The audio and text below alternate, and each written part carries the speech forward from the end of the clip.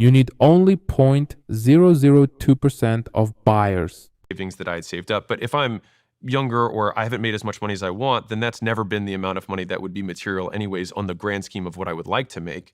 And in terms of living situation, I will, worst case, go back to my parents' house with my tail between my legs or sleep at a friend's couch because I have enough people that would be willing to put me up in a garage if I had to.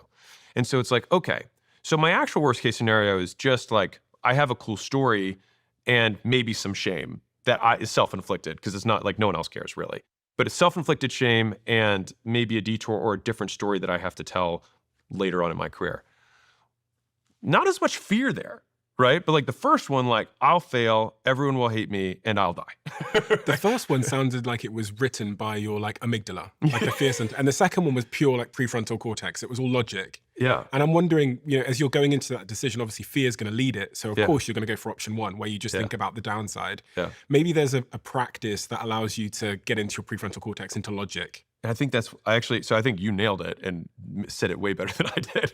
But I think going from vague to specific basically disengages your amygdala because it can't reason the logic chain of causation and causality of what's going to happen next in a chain of events. Mm-hmm. And so when you get into the specific of it, all of a sudden you're like, okay, I'm not going to be homeless and then shamed and die. I might live in inferior living conditions for a short period, which, by the way, when you're